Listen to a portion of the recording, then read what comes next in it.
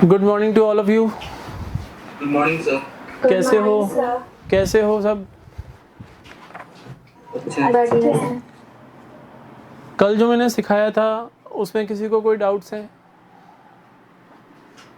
बोलो। No sir. कोई doubts नहीं है। तो कल हमने डिस्कस किया था एवरेज पीरियड मेथड। कल हमने डिस्कस किया था एवरेज पीरियड मेथड, जहाँ पे हमने पढ़ा था कि अगर partner at the beginning of every month drawings करता है, इक्वल अमाउंट ऑफ ड्राइंग्स करता है at the beginning of each month, तो 6.5 मंथ्स हमारा एवरेज पीरियड आया था। At the end of each month करता है तो 5.5 मंथ्स हमारा एवरेज पीरियड आया था। In the middle of every month करता है तो 6 मंथ्स हमारा एवरेज पीरियड आया था। फिर हम क्वार्टरली बेसिस पे चले गए थे, जहाँ पर अगर at the beginning of each quarter अगर पार्टनर ड्राइंग्स कर रहा है इक्वल अमाउंट की, तो एवरेज पीरियड कितना आया था हमारा 7.5 months. At the end of each quarter करता है तो 4.5 मंथ्स आया था, और in the middle of each quarter करता है तो 6 मंथ्स ही हमारा एवरेज पीरियड आया था। अब मैं ये दिखाना चाहता हूँ आप लोगों को कि आप लोगों ने तो क्वेरी रेज नहीं की थी, मैंने ही आप लोगों के लिए क्वेरी रेज की थी कि सर यहाँ पर हम केवल time left after first drawing और time left after last drawing ही क्यों कर रहे हैं? ड्यूरिंग द ईयर और ड्राइंग्स भी तो हो रही हैं, उनके बाद जो टाइम लेफ्ट होता है वो कंसिडर क्यों नहीं कर रहे हम? तो मैंने आपको कहा था कि बेटा वो फॉर्मूले में बाय डिफ़ॉल्ट इनकॉर्पोरेट हो जाती हैं। अब कैसे होती हैं? मान लो 1000 रुपीज़ पार्टनर हर मंथ के बिगिनिंग में ड्राइंग्स कर रहा है, तो यहाँ पर एवरेज पीरियड हमारा कितना आया था बेटा? बोलो। 6.5 मंथ्स आया था ना? यस और नो आया था? सर कैसे आया था? याद दिला दो कैसे आया था। Time left after first drawing 12 months, time left after last drawing 1 month divided by 2, यानी 13 divided by 2 that is 6.5 months. 6.5 months. अब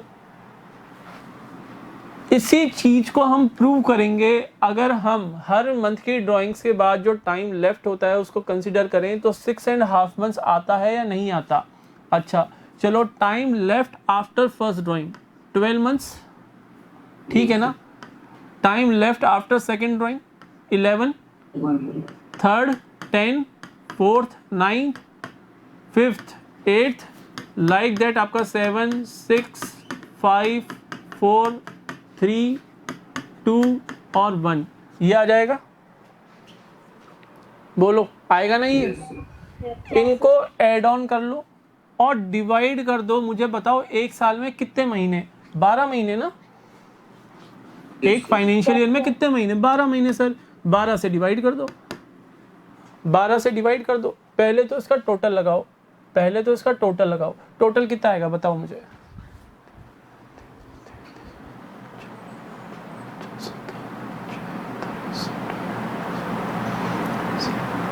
78 आ रहा है। 78 आ रहा है सर। 78 को 12 से डिवाइड कर लो, 6.5 मंथ्स आएगा। Yes sir. प्रूव हो गया? प्रूव? सर ये तो तुक्का लग गया। चलो कोई बात नहीं, आ जाओ क्वार्टरली वाले में। At the beginning of each quarter, तो फर्स्ट क्वार्टर के बाद कितने मंथ्स? 12। सेकेंड क्वार्टर के बिगिनिंग के बाद कितने मंथ्स? 9। थर्ड क्वार्टर के बाद 6 एंड फोर्थ क्वार्टर के बाद 3। How many quarters in a financial year? 4। Total लगाओ, 12 plus 9 21, 21 plus 6 27 plus 3 30, 30 divided by 4 7.5 months. बोलो अभी भी तुक्का लगा दिया क्या मैंने? अभी भी क्या तुक्का लग गया? अभी भी अगर लग रहा है कि तुक्का लग गया तो मैं और प्रूव कर दूं दूसरे एग्जांपल में। बोलो प्रूव करना है क्या और? तो नो सर। क्योंकि ये जो फॉर्मूला है ये लेंथी हो जाता है, इसलिए वो एवरेज पीरियड वाला फॉर्मूला कि time left after first drawing plus time left after last drawing divided by 2। Clear है? यस सर एग्जाम में हम कौन सा फॉर्मूला यूज करें? अब बेटा टाइम सेव करना है तो जो कल सिखाया था उसी फॉर्मूले को यूज कर लेना, और अगर टाइम तुम्हारे पास एक्स्ट्रा ऑर्डिनरी है एग्जाम में तो फिर तुम दूसरा फॉर्मूला भी यूज कर सकते हो। क्लियर है? Yes sir. सर हाँ बेटा बोलो। इसमें से जैसे 15 डेज का होता है तो बीच में 10 डेज 20 डेज में कर सकते ड्राइंग। नहीं बेटा, वो क्वेश्चन वैसा डेवलप ही नहीं होगा, वैसा वो क्वेश्चन बनाएगा ही नहीं, वैसा वो क्वेश्चन बनाएगा ही नहीं। अगर वैसा क्वेश्चन बनाना है ना तो फिर वो सिंपल मेथड वाला जो फॉर्मूला है वो लगेगा। मान लो किसी पार्टनर ने ड्राइंग्स की 18th ऑफ जुलाई को 2019 कितने की 80,000 रुपीज़ की ड्राइंग्स की, और rate of interest on drawings है 10% पर एनम। तो इस केस में इंटरेस्ट ऑन ड्राइंग्स हम कैसे निकालेंगे? Amount of drawing 80,000 multiplied by rate of interest 10% multiplied by time period. अब time period 18th of July 2019 से लेके 31st मार्च 2020 तक का टाइम पीरियड, 2020 तक का टाइम पीरियड। अब बोलो जुलाई में कितने दिन होते हैं? 31 डेज होते हैं। Yes sir. 31 में से 18 लेस कर लो, 18 लेस कर लो, कितने रह गए? 13 डेज रह गए। Yes sir. तो 13 डेज तो जुलाई के, 31 डेज अगस्त के, 30 डेज सितंबर, 31 डेज अक्टूबर, 30 डेज नवंबर, 31 दिसंबर, 31 जनवरी, 2020 है, लीप ईयर है, 29 फेब और 31 मार्च। टोटल लगा लो, वो टोटल यहाँ लिख लेना, number of days for which interest is to be calculated और डिवाइडेड बाय 365। इतना टिपिकल क्वेश्चन नहीं बनाएगा वो, उसको केवल यही तो चेक करना है कि आपको आईओडी कैलकुलेट करने का तरीका पता है या नहीं है। नंबर ऑफ डेज में कभी क्वेश्चन नहीं बनाएगा, टेंशन मत लो। बोलो समझ में आ गया ये? Yes sir. अब आईओडी का केवल एक पॉइंट मुझे आपको समझाना है। वैसे तो मैं समझा चुका हूँ, अब समझाने के लिए कुछ भी नहीं रहा। अब हमें पढ़ना है सीधा बुक से। तो बुक में आ जाओ, पेज नंबर 80 के ऊपर। पेज नंबर 80 पे आपका टॉपिक दे रखा है इंटरेस्ट ऑन ड्राइंग्स। तो सबसे पहले आपको बुक में कौन सा मेथड दे रखा है वो लिख रहा है पेज नंबर 80 पे, when fixed amount was withdrawn every month. यानी ये कौन सा मेथड है? एवरेज पीरियड वाला। This is average period method कि फिक्स्ड अमाउंट ऑफ ड्राइंग्स कर रहे हैं एवरी मंथ। तो equal amount of drawings, fixed amount यानी इक्वल अमाउंट, और इक्वल इंटरवल, जो time gap between two drawings होना चाहिए वो भी मस्ट ऑलवेज बी इक्वल। तो मंथली ड्राइंग्स कर रहा है तो टाइम गैप भी क्या रहेंगे? इक्वल ही रहेंगे। यानी ये आपका है एवरेज पीरियड मेथड। आपको सब समझ में आ जाएगा, इजीली पढ़ लेना। पेज नंबर 80 में ऐसी कोई आइटम नहीं होगा जो आपको समझ में ना आए, ये मैं तुम्हें करवा चुका हूँ ऑलरेडी। पेज नंबर 81 पर आओ, नेक्स्ट पेज पे आओ, पेज नंबर 81। सब आ गए क्या? Yes sir. पेज नंबर 81 के ऊपर कुछ कैलकुलेशंस दे रखी हैं बी पॉइंट के अंदर, when the amount is withdrawn at the end of each month.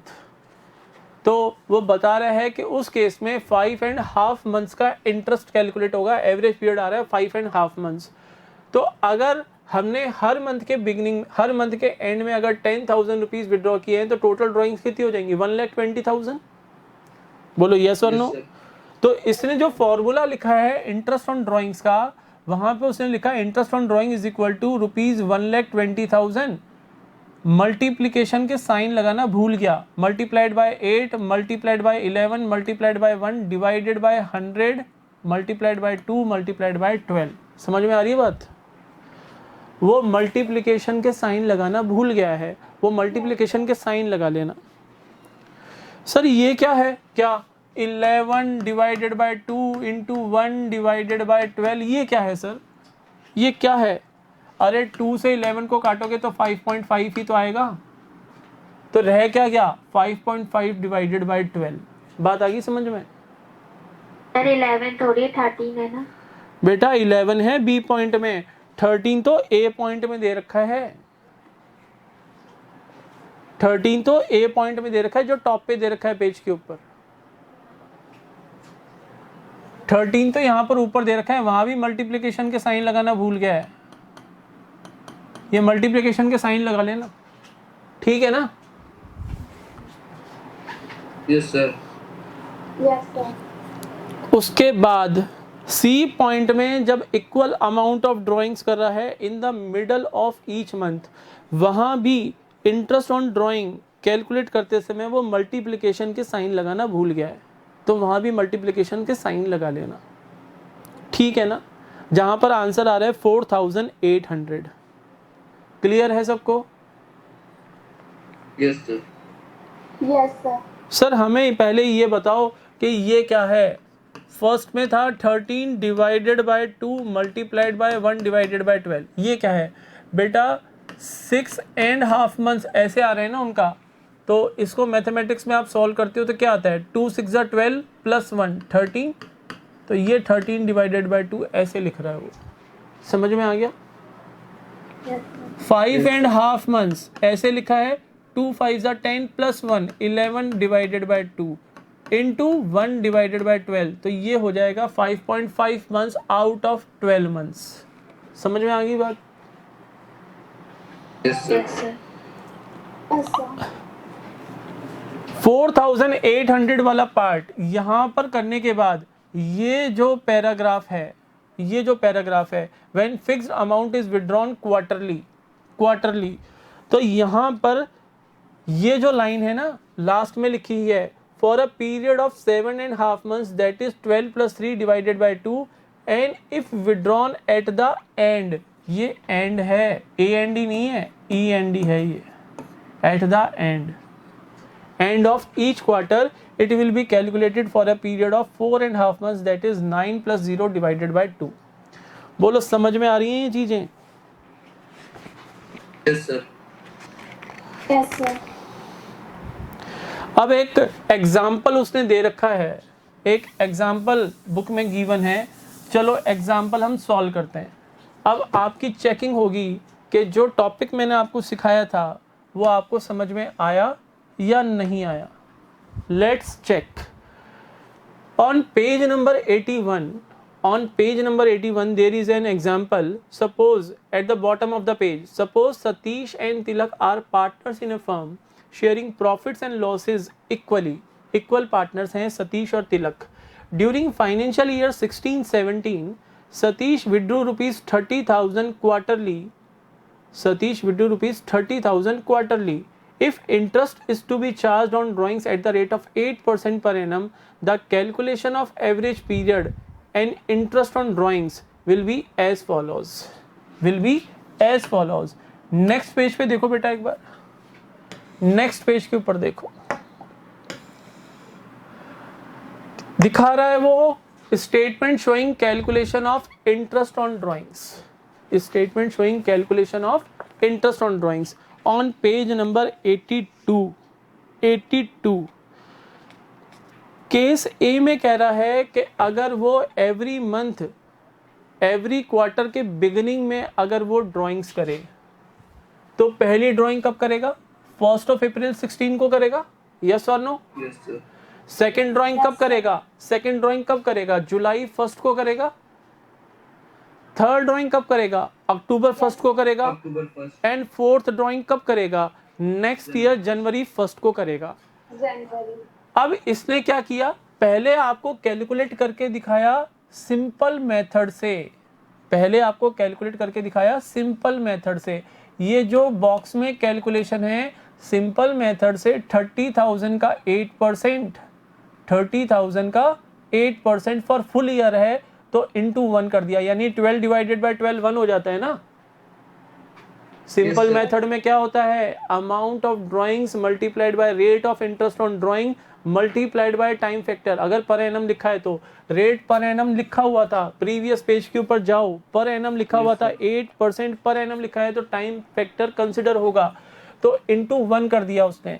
जो सेकेंड ड्राइंग की जुलाई 1 को, क्योंकि जुलाई 1 से 31 मार्च 27 तक 9 मंथ्स का ड्यूरेशन होता है, तो हमने वहां पर कैलकुलेट किया 30,000 the amount of drawing multiplied by rate of interest 8% for 9 months only, 9 months only.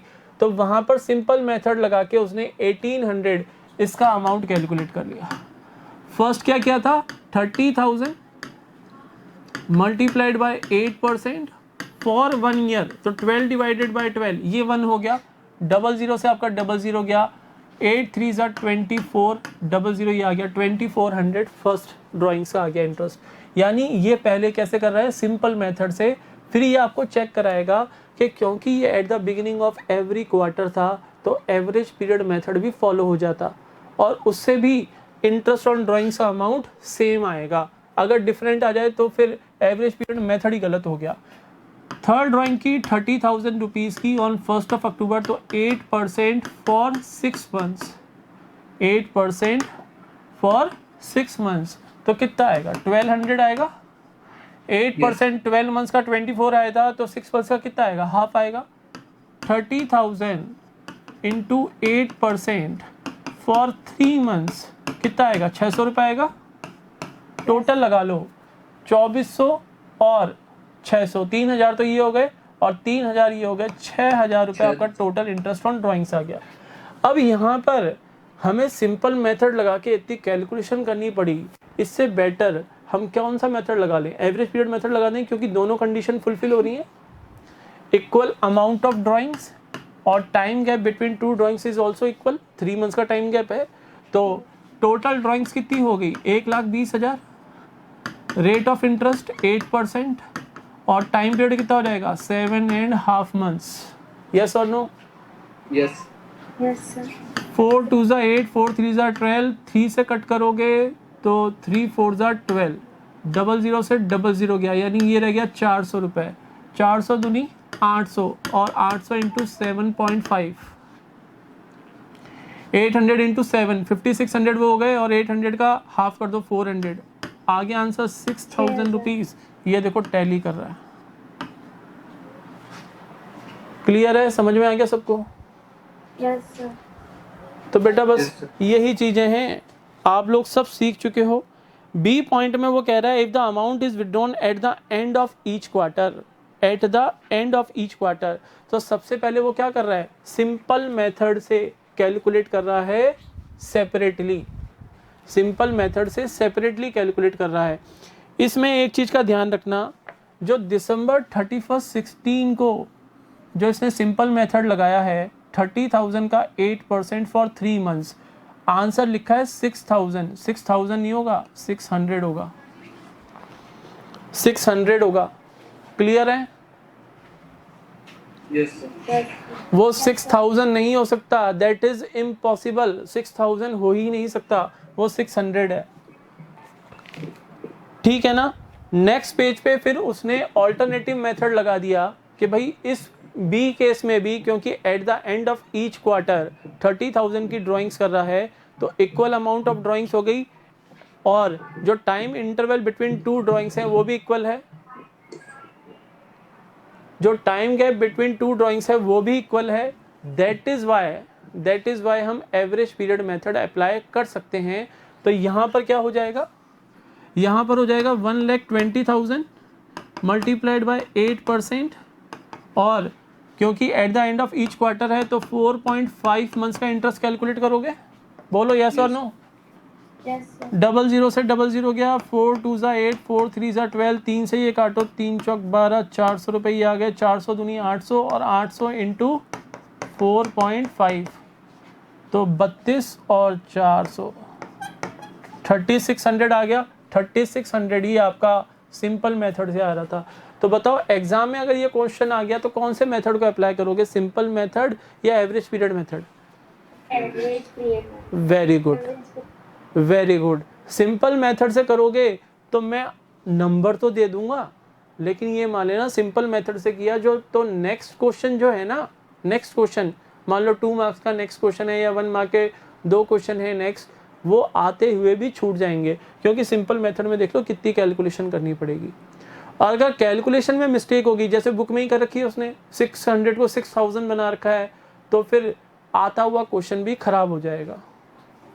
तो सारे कॉन्सेप्ट तुम्हें आते होंगे एग्जाम में बैठे हुए, जब तुम्हें सारे कॉन्सेप्ट्स आते होंगे, तुम्हें सारे क्वेश्चंस भी आते होंगे अगर तुम प्रॉपर वे में पूरे साल पढ़ाई करते हो तो, लेकिन वहाँ पर डिसीजन तुम्हें लेने हैं। एग्जामिनेशन हॉल में बैठ के डिसीजन किसे लेने हैं? आपको लेने हैं, जो एग्ज़ाम फेस कर रहा है। तो आपको वो मेथड अप्लाई करना है जो अप्रोप्रिएट भी है, आपके सिलेबस में है, अप्रोप्रिएट मेथड है, और जो आपका टाइम भी सेव कर ले जाएगा, आपको कुछ एक्स्ट्रा टाइम भी दे जाएगा। तो वहाँ पर जस्टिफाइएबल डिसीजन लेना जो आप लोगों के लिए बेनिफिशियल हो, ठीक है ना? Yes sir. अब नेक्स्ट पेज के ऊपर उसने टॉपिक क्या दिया है? When varying amounts are withdrawn at different intervals. Varying amount यानी different amount of drawings are withdrawn at different intervals. तो क्या वहां पर हम एवरेज पीरियड मेथड अप्लाई कर सकते हैं? अगर डिफरेंट अमाउंट ऑफ ड्राइंग्स हैं और जो टाइम गैप है वो भी डिफरेंट है, तो क्या एवरेज पीरियड मेथड अप्लाई होगा? Answer is no. Sir. Answer is no. लगा के देख लेना, गलत हो जाएगा, डिफरेंट आंसर आएगा। हाँ बेटा, कुछ तुम बोलो, क्या बोल रहे हो? नहीं सर, कुछ नहीं बोल रहा। ठीक है, तो in case if the different amounts of drawings are withdrawn by the partner at different intervals, then it will be appropriate to use product method to solve the question। क्योंकि different amounts of drawings हैं, अगर 5-6 drawings कर रहा है during the year, तो भी अगर simple method लगाओगे तो आपकी कैलकुलेशंस बहुत ज़्यादा बढ़ जाएंगी। तो उस केस में आपको क्या करना है? प्रोडक्ट मेथड अप्लाई करना है। प्रोडक्ट मेथड मैंने आपको सिखाया था, बोलो। Yes sir. बताने की ज़रूरत है वापस? No sir. ठीक है ना? तो प्रोडक्ट मेथड वहाँ पे यूज़ होगा, सर इस पेज पे कोई हमें करेक्शन करने हैं क्या? नहीं, कोई करेक्शन नहीं करने। चाहो तो ये एग्जांपल मैं आप लोगों को करा दूं जो पेज के बॉटम में है, कहो तो करा दूं, नहीं तो हम नेक्स्ट पेज पे इलिस्ट्रेशंस करेंगे। बोलो। इलिस्ट्रेशन निकाले। चलो इलिस्ट्रेशन नंबर 8 पे आ जाओ। नेक्स्ट पेज पे गिवन है, वो एग्जाम्पल कर लेना बेटा, लेकिन और हो भी जाएगा आप लोगों से, उसमें कोई प्रॉब्लम नहीं आएगी, वो आप लोगों से हो भी जाएगा। बेटा कल आप लोगों को मैंने डांटा था क्योंकि आप लोगों की गलती थी, उस गलती को एक्सेप्ट करो, और वो चीज़ें, वो एक्टिविटीज़ जो आप क्लास में कर रहे थे इतने दिन से, उनको कंटिन्यू मत करो तो बेटर रहेगा आप लोगों के लिए। मैं चाहता हूँ आप लोगों का जो सिलेबस है टाइम से कंप्लीट हो जाए, और फिर एक अच्छी रेफरेंस बुक लेके हम इस कोर्स को रिवाइज़ कर लें। और रिवीजन में ये नहीं चाहता कि मैं केवल एक बार ही रिवीजन कराऊँ, मैं चाहता हूँ कि जब तक तुम्हारे फाइनल एग्ज़ाम्स आएँ हम कम से कम 2 रिवीजन कंप्लीट करें, ताकि एग्ज़ाम में जब आप लोग बैठो तो पूरे कॉन्फिडेंस के साथ बैठो। वो तभी हो पाएगा, सेकंड रिवीजन पॉसिबल तभी हो पाएगा जब आप क्लास में इंटरेक्शन करोगे। अगर आप इंटरेक्शन नहीं करोगे क्लास में तो फिर सेकंड रिवीजन कराना मुश्किल हो जाएगा। तो अपनी जो भी आपने कल तक जो आप कर रहे थे वो चीज़ें कंटिन्यू मत करो। प्यार से समझ जाओगे तो बहुत अच्छी बात है, और मैं चाहता हूँ आप लोग प्यार से समझ जाओ। आप सब सिंसियर स्टूडेंट्स हो, ऐसा कोई भी हमारी क्लास में बच्चा नहीं है जिसको मैं ये नहीं कह सकता कि भाई ये सिंसियर नहीं है अपनी स्टडीज़ के लिए। सब सिंसियर हो आप लोग, अच्छे से पढ़ भी रहे हो, कंटिन्यूसली जो क्लास में आ रहे हैं स्टूडेंट्स वो अच्छे से पढ़ भी रहे हैं। जो कंटिन्यूसली नहीं आ रहे, प्रॉब्लम उन्हीं को हो रही है, और वो भी अभी भी अगर वो कंटिन्यू करते हैं, मैं नाम नहीं लूँगा, वो बच्चे खुद जानते हैं, नाम नहीं लूँगा मैं, अभी भी अगर आप कंटिन्यूसली क्लास अटेंड कर लो तो भी आप रिदम में आ जाओगे। तो आई होप आप अच्छे से इंटरेक्ट करोगे क्लास के अंदर, ताकि क्लास हमारी डिस्टर्ब ना हो, ठीक है ना। यस अब इलिस्ट्रेशन नंबर 8 के अंदर पहले मैं आपको करेक्शन करा देता हूँ,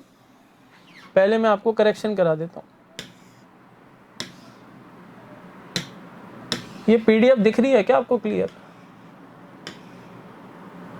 नो सर। नहीं दिख रही? No sir. 1 minute.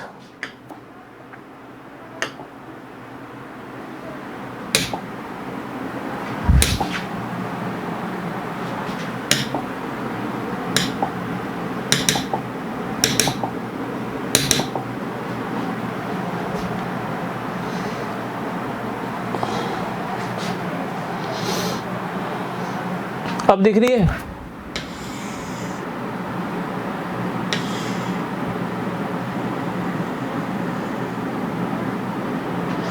No sir.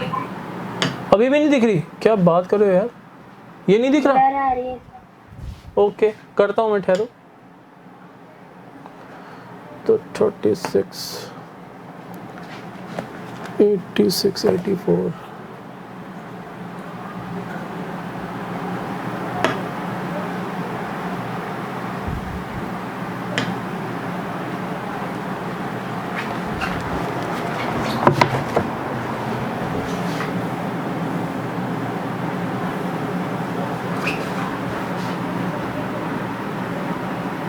अब बोलो।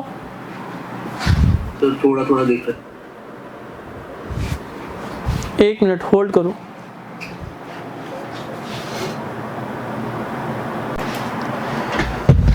ओके तो हम थे इलिस्ट्रेशन नंबर 8 पे। इलिस्ट्रेशन नंबर 8 में मुझे पहले कुछ करेक्शन कराने हैं। जो सेकंड लाइन है यहाँ पे लिखा है ना, फ्रॉम हिज कैपिटल अकाउंट, बोलो। Yes sir. इसको काट Yes, दो, sir. इसको काट दो। अच्छा। एक बात का ध्यान रखना, इंटरेस्ट ऑन ड्राइंग्स हमेशा कैलकुलेट की जाती है ड्राइंग्स आउट ऑफ प्रॉफिट्स के ऊपर। क्यों सर? आउट ऑफ कैपिटल क्या ड्राइंग्स नहीं होती हैं? बेटा उसको ड्राइंग्स बोलते जरूर हैं, लेकिन एक्चुअल में वो क्या है? Permanent withdrawal of capital, that is known as permanent withdrawal of capital. जब हम ड्राइंग्स आउट ऑफ कैपिटल करते हैं, तो मैंने आपको सिखाया था ना, एंट्री क्या पास करते हैं? Capital account debit to bank account, ये एंट्री करते हैं ना। यस सिखाया था आप लोगों को जब मैंने पार्टनर्स कैपिटल अकाउंट्स पढ़ाए थे तुम्हें। और जब Yes, drawings out of profits करते हैं तब एंट्री क्या होती है? Drawings account debit to cash account या टू बैंक अकाउंट। अब बेटा जब ड्राइंग्स आउट ऑफ कैपिटल है तो हम कैपिटल अकाउंट डेबिट कर रहे हैं, हम ड्राइंग्स अकाउंट डेबिट ही नहीं करते। तो मुझे बताओ, ड्राइंग्स आउट ऑफ कैपिटल के केस में क्या आप उसके ऊपर इंटरेस्ट ऑन ड्राइंग्स चार्ज करोगे? Answer is no. तो ये गलत है, इसको काट देना। फ्रॉम हिज कैपिटल अकाउंट नहीं हो सकता, अगर आप आईओडी का क्वेश्चन बना रहे हो तो। ठीक है। Yes sir. इसके बाद यहाँ पे लिखा है कैलकुलेट इंटरेस्ट इन ड्राइंग्स, नहीं है, ये ऑन ड्राइंग्स है, this is on not in, on drawings. ठीक है। Yes sir. Yes sir. इसके अलावा क्वेश्चन में कोई प्रॉब्लम नहीं है, इसके अलावा क्वेश्चन बिल्कुल ठीक है। चलो क्वेश्चन पढ़ते हैं हम। क्वेश्चन है, John Ibrahim, a partner in modern tours and travels, withdrew money during the year ending March 31st 2017। हमारा फाइनेंशियल ईयर क्या है? 16-17। यस ये हमने काट दिया फ्रॉम हिज कैपिटल अकाउंट, ये काट दिया है हमने, ध्यान रखना। For the year ending March 31st 2017 for his personal use, calculate interest on drawings in each of the following alternative situations if rate of interest is 9% per annum। Underline करोगे 9% per annum, यानी हमें rate of drawings क्या लेना है? Interest on drawings 9% per annum है। Time factor use होगा, time factor use होगा। If he withdrew ₹3000 per month at the beginning of the month, if he withdrew ₹3000 per month at the beginning of the month, क्या करेंगे sir? देखो ना, हर month के beginning में कर रहा है तो टोटल ड्राइंग्स कितनी हो गई? 36,000। यस हर मंथ के बिगिनिंग में कर रहा है, रेट ऑफ इंटरेस्ट कितना है? 9%। और हर मंथ के बिगिनिंग में कर रहा है तो एवरेज पीरियड कितना आएगा? 6.5 मंथ्स। यस सर हमें एवरेज पीरियड कैलकुलेट करके दिखाना पड़ेगा क्या? हाँ, एवरेज पीरियड आपने कैसे कैलकुलेट किया वो आपने बताना पड़ेगा आपको लिख के। एवरेज पीरियड होगा, average period in this case time left after first drawing 12 months, time left after last drawing 1 month divided by 2 that is 6.5 months. तो multiplied by 6.5 divided by 12, solve कर लेना, आंसर आ जाएगा। कर लोगे इतना?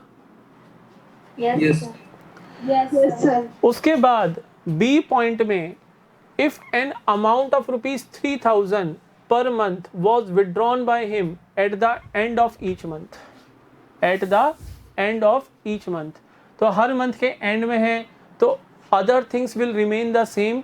जो टाइम पीरियड होगा वो कितना हो जाएगा? 5.5 मंथ्स का। बाकी सब चीजें सेम रहेंगी, बाकी सब चीजें सेम रहेंगी। क्लियर है ना? Yes point number C, point number C, if the amounts withdrawn were 12,000 on June 1st, underline करोगे 12,000 on June 1st 16, 8,000 on August 31st 16, 3,000 on September 30 2016, 7,000 on November 30 16 and 6,000 on January 31st 17। इस case में कौन सा method लगाओगे? नाम बताओ method का। Product method. Very very good, very very good. Product method लगेगा। सिंपल मेथड लगाओगे कैलकुलेशन बहुत बढ़ जाएंगी। एवरेज पीरियड मेथड लग नहीं सकता क्योंकि डिफरेंट अमाउंट ऑफ ड्राइंग्स हैं और टाइम इंटरवल भी सेम नहीं है। देखो यहाँ पे 12,000, यहाँ 8,000, 3,000 डिफरेंट अमाउंट्स हो गए। तो एवरेज पीरियड मेथड जो अगर वेराइंग अमाउंट्स हैं तो भूल जाओ एवरेज पीरियड मेथड। दोनों कंडीशन फुलफिल होनी चाहिए, equal amount of drawings and time interval must also be equal. अगर दोनों में से एक कंडीशन भी फुलफिल नहीं हो रही है तो एवरेज पीरियड मेथड को तो भूल ही जाओ, लगाना ही नहीं है। अब बात आ गई या तो प्रोडक्ट या सिंपल। सिंपल मेथड से करते हो तो कैलकुलेशन बहुत ज़्यादा है, प्रोडक्ट मेथड से ही आपका इस पॉइंट का, सी पॉइंट का सॉल्यूशन होगा। क्लियर है? यस प्रोडक्ट मेथड से करके दिखाऊं या आप लोग करोगे? कर लें। अदर स्टूडेंट्स सर कर लेंगे। कर लोगे? चलो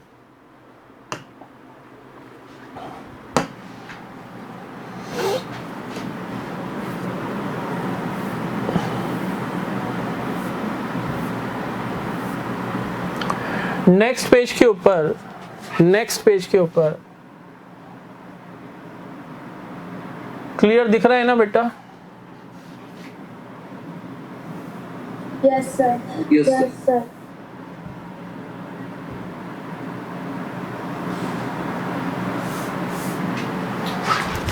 इलिस्ट्रेशन नंबर 9 है, Manu, Hari and Ali are partners in a firm sharing profits and losses equally.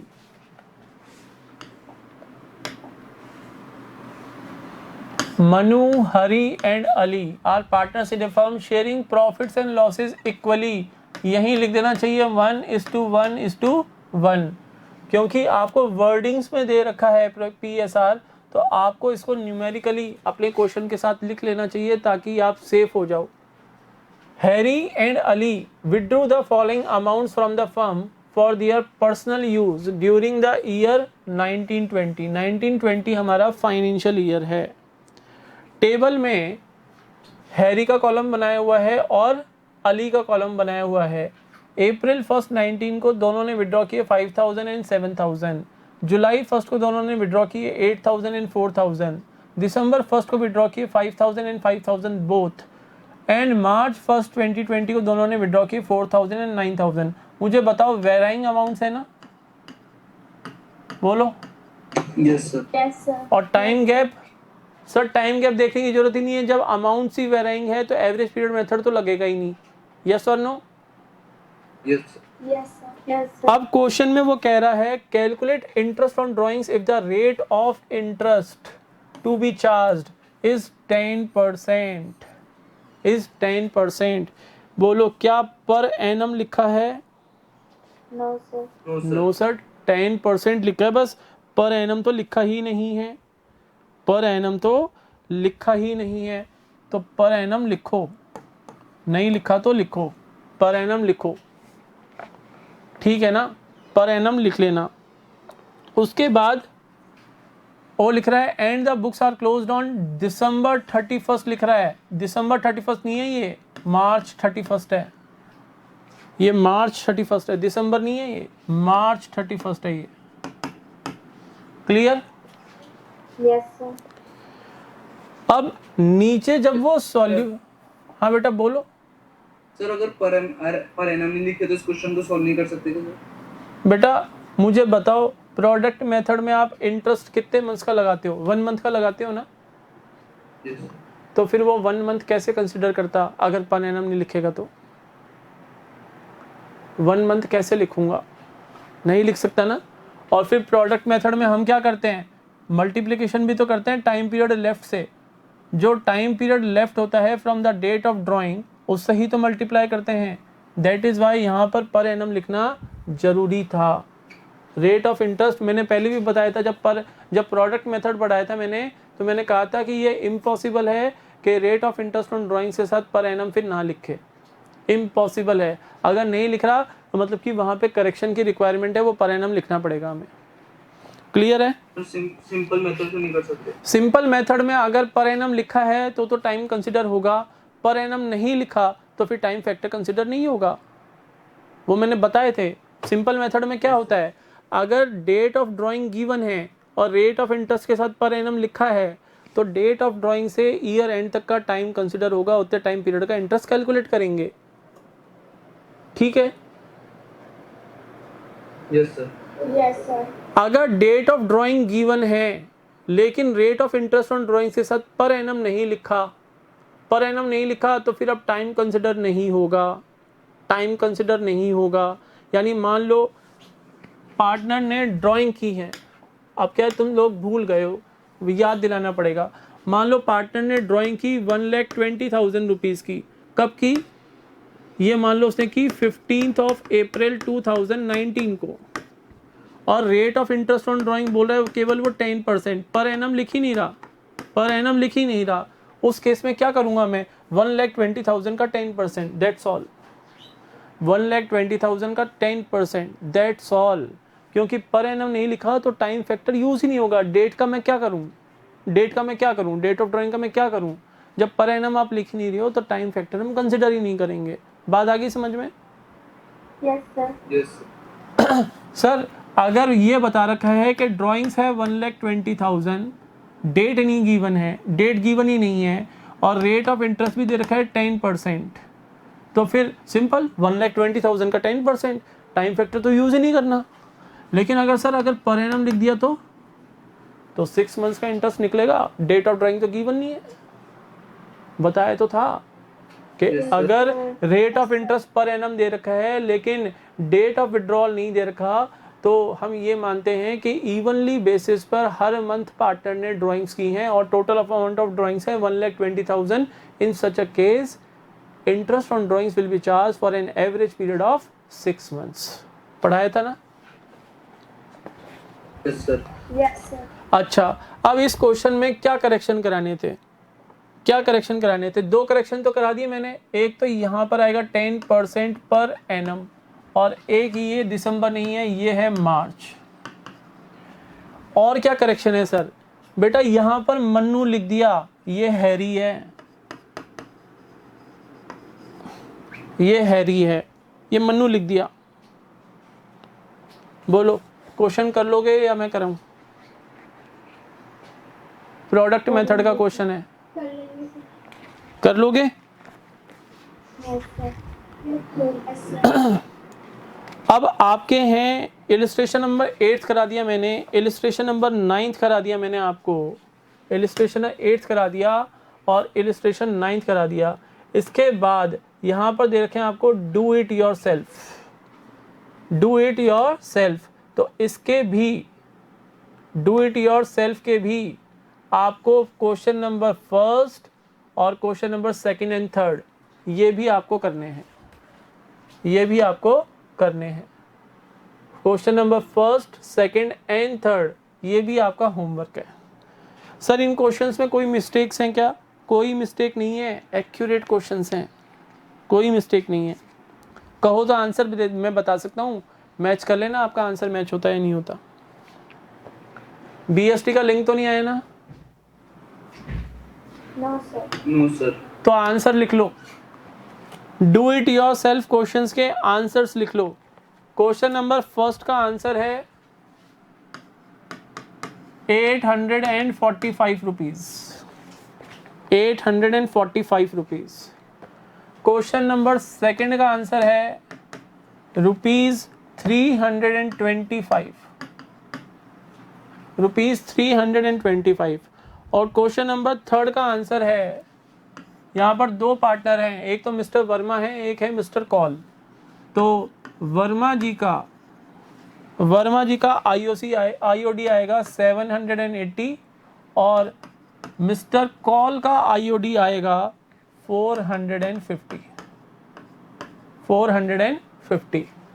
बोलो कर लोगे ना क्वेश्चंस? यस। अगर आप लोगों से नहीं होते हैं तो कल आप क्वेरी रेज करोगे क्लास के अंदर, पहले हम ये करेंगे, फिर जो क्वेश्चन नहीं होंगे पहले मैं वो कराऊंगा, including illustration number 8th and 9th, illustration number 8th 9th and do it your self question number first second third. ये 5 क्वेश्चंस आपको करके देखने हैं। आपसे अगर हो जाते हैं वेरी गुड, अगर नहीं होते हैं तो हम कल पहले आपकी प्रॉब्लम्स टेकअप करेंगे और फिर कल मैं आपको नया टॉपिक पढ़ाऊंगा, guarantee of profit to a partner. Guarantee of profit to a partner ये नेम है, नया टॉपिक तुम्हें पढ़ाऊंगा। सर आपने ये तो पढ़ाया नहीं, when dates of withdrawal are not specified, तो 6 मंथ्स का इंटरेस्ट कैलकुलेट करते हैं अगर rate of interest per annum दे रखा हो तो। पढ़ा तो चुका ही है, ये वही है, ये वही है। तो पेज नंबर 86 तक हम कंप्लीट कर चुके हैं चैप्टर। ये क्वेश्चंस आप लोग कर लेना, प्रॉब्लम्स आएगी तो कल डिस्कस करते हैं, ठीक है बच्चों? Yes yes sir. Sir. Okay बेटा, that's all for today. Have a nice day to all of you. Nice day sir. Bye. Bye बेटा, बाय।